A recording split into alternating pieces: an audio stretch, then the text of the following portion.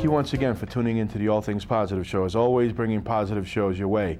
Today we have a very, very, very special organization called the Sylmar Neighborhood Council, and they're making a tremendous difference in the community. I'd like to introduce the panel today. We have the president, Mrs. Tammy Flores. We have Lynn Zarkanis, who's a treasurer, and we have Nick Kroll, who's the head of Land Use Committee.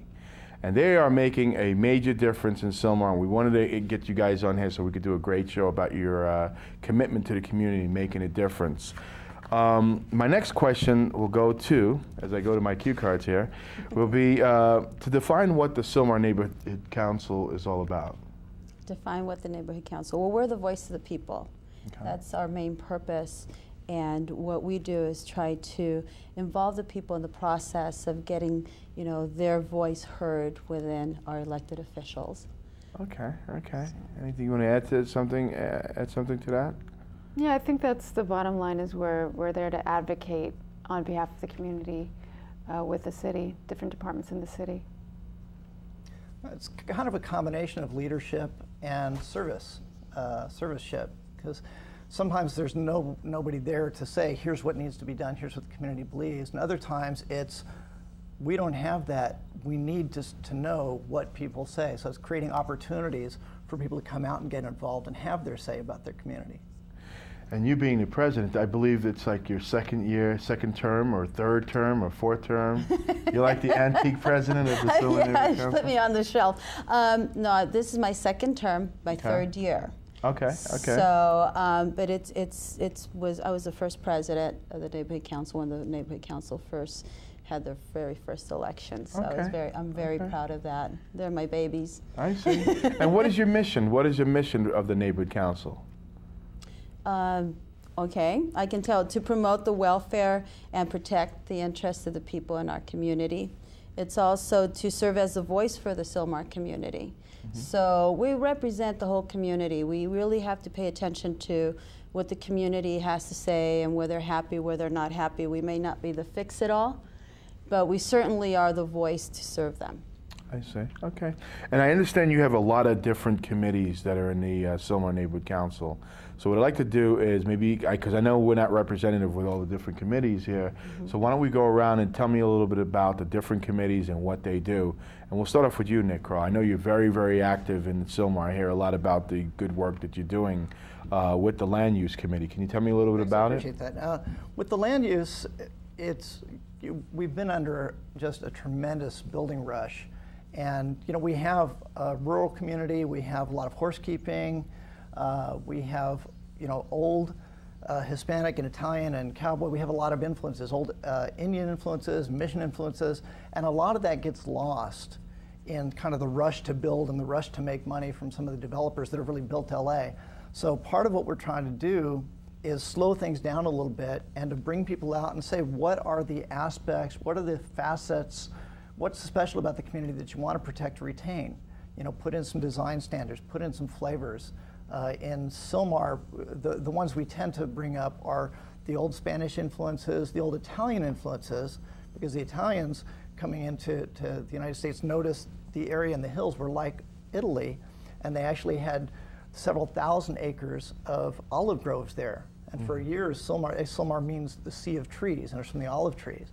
Okay. So we have that, and then we also have Old West, and we have probably 3,000 or 4,000 horses and current horse keeping in Sylmar. So we're trying to, you know, get that kind of thing blended in rather than simply instant, build it up, mass transit, cookie cutter building. I see. Okay. And some other committees? Well, I'm currently co-chair of the Outreach Committee. Ah. Is that why you're here? No, I'm kidding. Yeah, that's why I'm here. Because I'm trying to do outreach. No, the Outreach Committee, this year we've decided, we've done outreach before, but we're taking a different approach this year. Okay. And our main focus now is with the treasurer, because Lynn is also our treasurer. We decided that in conversations that outreach should really be the focus. And, talking to the community, finding out what they want to see, you know, working with the schools. So we're projecting to doing in the future a town hall, a community forum.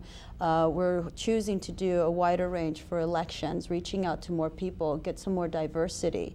Even though our board is already very diverse, but we need to get more kids involved, get the seniors involved, so that we can get those long-term goals in place. You know, right now we need to bring more people to the meetings so that they can get involved in the process. So that's the focus. And what are the committees do you have? What are the committees? Well, there are a couple other committees that I've been involved with.